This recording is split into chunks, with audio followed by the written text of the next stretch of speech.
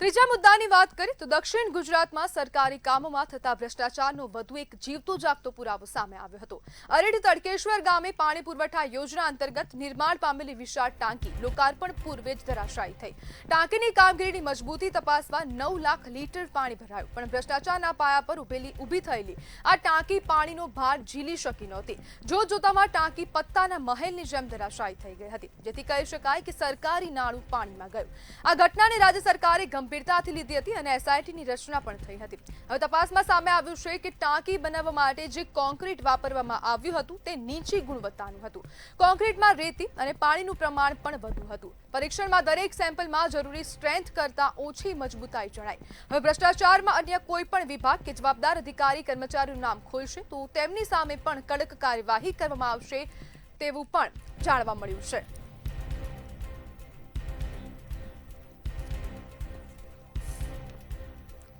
आज मुद्दे चर्चा करवा माटे अपनी साथे सामाजिक आगेवान संजय इजावा जोड़ाई गया है। संजय भाई, पानी टाँकी में 50% सीमेंट नो उपयोग थयो छे अने 100% भ्रष्टाचार थयो छे, शुं कहेशो?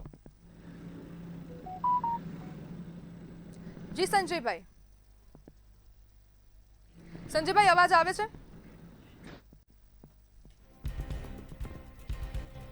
लागे छे संपर्क नहीं थई शक्यो, परंतु हवे जे आ आंकड़ा सामे આવી રહ્યા છે જેમાં એસઆઈટી દ્વારા એક રિપોર્ટ પણ રજૂ કરવામાં આવ્યો છે કે 50% સિમેન્ટનો જ માત્ર ઉપયોગ થયો છે અને તેના પરથી તે સાબિત થાય કે 100% જેટલો ભ્રષ્ટાચાર આ પાણીની ટાંકી બનાવવામાં થયો છે। જેટલું સિમેન્ટ વાપરવું જોઈતું હતું તેના કરતાં અડધું જ વપરાયું છે। આપણી સાથે ફરીથી સંજયભાઈ જોડાઈ ગયા છે। સંજયભાઈ, પાણીની ટાંકીમાં 50% જ સિમેન્ટનો ઉપયોગ થયો છે અને આના પરથી તે સાબિત થાય કે 100% ભ્રષ્ટાચાર થયો, શું કહેશો? કોન્ટ્રાક્ટર દ્વારા જ્યારે ટેન્ડર કોડ કરતા હોય છે ત્યારે 100% આવા જે ક્રિટિકલ વર્કો હોય તો એમાં 100%ના ગણતરી કરવાનો હોય છે। એમાં ફેક્ટર ઓફ સેફ્ટી પણ ઘણી બધી 250% કે 300% ગણતરી કરીને ચાલતા હોય છે।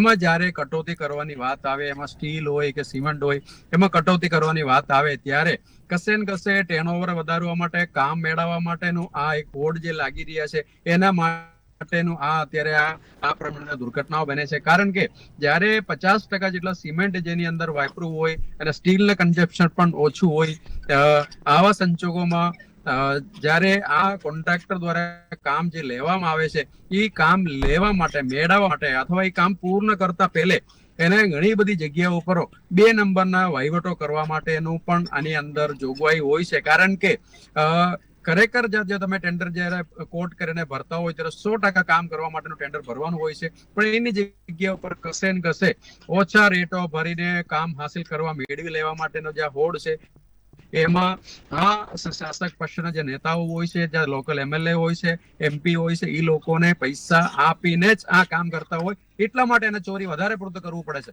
આ ચોરી વધારે પડતું કરે છે એટલા માટે જ આ પ્રમાણેનો પ્રશ્ન ઉપસ્થિત થાય છે, ટાંકી પડે છે અને અન્ય જે રોડ તૂટે છે એ પ્રમાણેના જે પ્રશ્નો છે।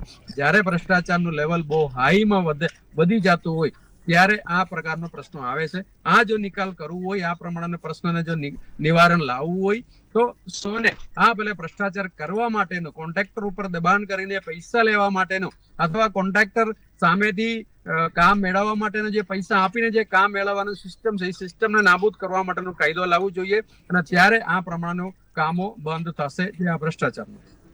સંજયભાઈ, કહેવાય છે કે ઇન્ફ્રાસ્ટ્રક્ચરમાં ખૂબ ભ્રષ્ટાચાર કરી શકાય અને ભ્રષ્ટાચાર ઇન્ફ્રાસ્ટ્રક્ચરના જે આ એક એરિયા છે તેમાં ખૂબ જોવા મળે છે અને તમારા અને મારા જેવા લોકોને જ્યારે આ વસ્તુની ખબર હોય તો આપણે તેવું એક્સપેક્ટ ના કરી શકીએ કે હવે તંત્રને પણ આ વાતની ખબર નથી।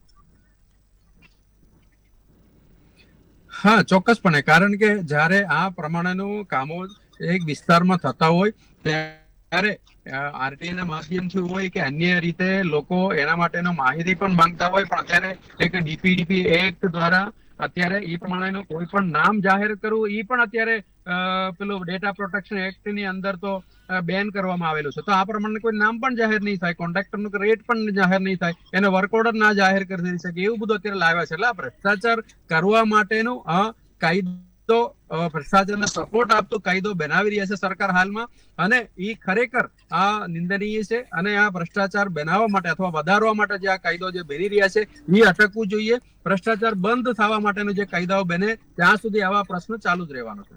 जी बिल्कुल संजय भाई, जुड़वा बदल आपनो आभार।